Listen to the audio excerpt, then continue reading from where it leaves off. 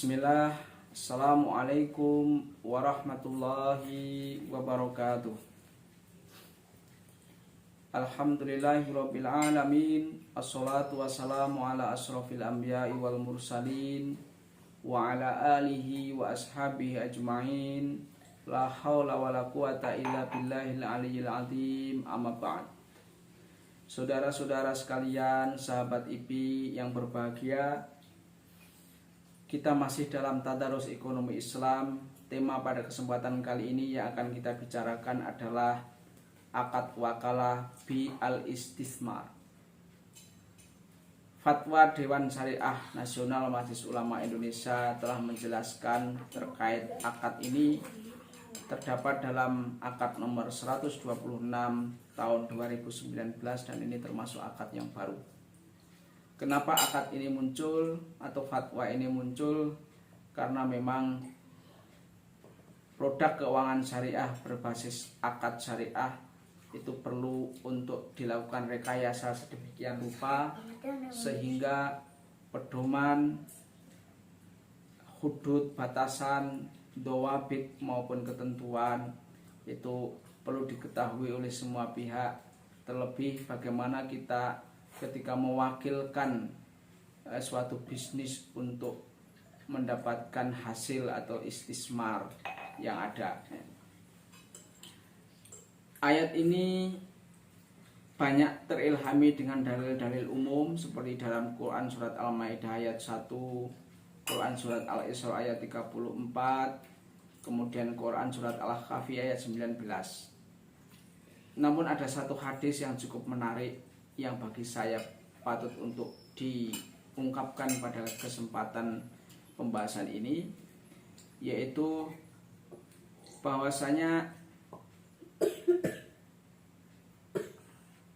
Imam Nasai telah meriwayatkan satu hadis, yaitu dari Urwah Al-Bariki, anan Nabiya sallallahu alaihi wasallam ahtahu dinaron yastari lahu satan fastara lahu sataini faba'ih dauma bidinarin wa ja'ahu bidinarin wa syatin fada'a lahu bil barakah fi baihi wa kana lahu istaral turab la rabiha fihi.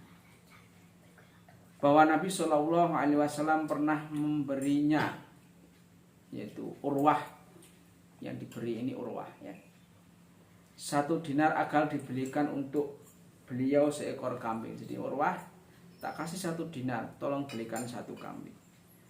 Maka ia membeli untuk beliau dengan uang tersebut 2 ekor kambing, lalu menjual salah satunya dengan harga 1 dinar. Jadi 1 dinar dibelikan 2 kambing, kemudian yang 1 dijual lagi laku 1 dinar, berarti masih 1 kambing, berarti untung 1 kambing.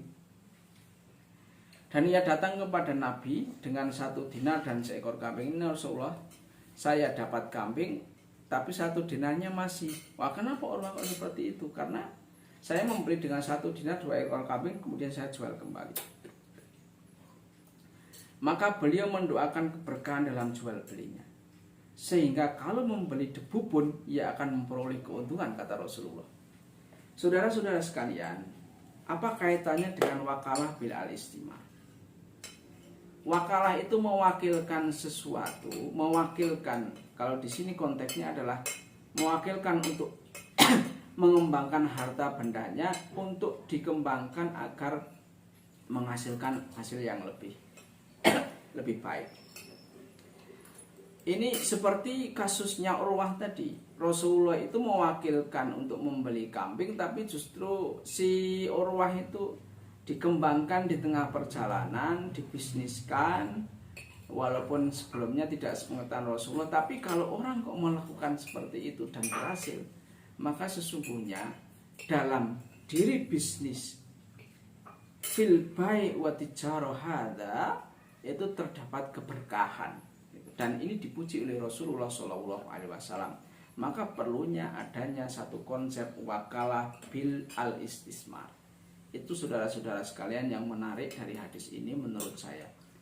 Langsung kita masuk kepada mekanisme atau ketentuan-ketentuan baik umum maupun khusus terkait dengan wakalah al-istismar untuk memperjelas terhadap fatwa ini. Sahabat IPI rahimakumullah, kita masuk dari wakalah itu apa? Wakalah adalah akad pemberian kuasa dari muwakil kepada wakil. Jadi orang yang mewakilkan itu namanya muwakil, dan wakil itu sendiri dalam istilah Arabnya juga wakil untuk melakukan perbuatan hukum tertentu. Kemudian apa itu wakalah bil al-istismar? Adalah akad wakalah untuk menginvestasikan dan mengembangkan modal muwakil. Jadi muwakil itu punya modal untuk mengembangkan dan menginvestasikan modal tersebut, diwakilkan kepada orang lain yang kita sebut wakil. Baik dengan imbalan maupun tidak, boleh dengan imbalan maupun hanya cuma-cuma tanpa imbalan. Kalau dengan imbalan maka istilahnya kita sebut wakalah bil ujroh. Ada imbalan, ada gaji, ada ujroh. Maupun tanpa imbalan yaitu wakalah saja. Wakalah bi ghairil ujroh atau wakalah faqat. Ya. Jadi kalau wakalah bil ujroh ada fee-nya, kalau wakalah bi ghairil ujroh tidak ada fee-nya. Dalam wakalah bil istismar itu bisa muqayyadah, bisa mutlaqah. Artinya kita itu mewakilkan kepada orang lain untuk mengembangkan modal kita, itu bisa muqayyadah. Artinya ada batasan-batasan jenis investasi yang kita batasi atau kita pesan kepada wakil. Hendaknya jangan diinvestasikan atau dikembangkan untuk bisnis ini boleh. Jadi sesuai dengan pesanan wakil, ya. Atau wakalah bil istismar al mutlaqah, dibebaskan terserah, yang penting masih dalam koridor syar'i sesuai dengan kebiasaan al-uraf itu. Saudara-saudara sekalian rahimakumullah, akad wakalah bil istismar itu boleh dilakukan tentunya dengan syarat tunduk dan patuh pada ketentuan dan batasan yang terdapat dalam fatwa DSN ini, yaitu fatwa nomor 10 tentang wakalah, kemudian fatwa yang lainnya yang terkait dengan hal ini, ya. Kemudian kalau kita masuk kepada bagaimana ketentuan terkait muwakil. Jadi ada wakil, ada muwakil. Muwakil dulu. Muwakil wajib memiliki kecakapan untuk melakukan perbuatan hukum. Jadi sudah cakap untuk melakukan perbuatan hukum, modal memiliki, wajib memiliki kewenangan memberikan kuasa kepada pihak lain dalam rangka melakukan investasi, baik kewenangan berbentuk wilayah asliyah maupun wilayah niyabiyah, ya. Kemudian ketentuan wakil juga tidak jauh dari ketentuan muwakil tadi. Nah, sekarang ketentuan terkait investasi ini penting, saudara-saudara sekalian. Investasi yang dilakukan dalam akad wakalah bil istismar harus sesuai dengan prinsip syariah. Nggak boleh investasi bodong, investasi yang kemudian ada unsur keharamannya, ada unsur ribanya dan lain sebagainya, nggak boleh, ya. Investasi dalam akad wakalah bil istismar boleh dilakukan dengan akad mudharabah, musyarakah, al-bai', bai' murabahah, kemudian akad-akad yang lainnya sesuai dengan prinsip syariah, dan lain sebagainya gitu. Itu merupakan gambaran umum tentang al-wakalah bil istismar. Untuk penjelasan lebih detailnya nanti bisa dibuka dalam fatwa DSN Majelis Ulama Indonesia tahun 2019 nomor 126.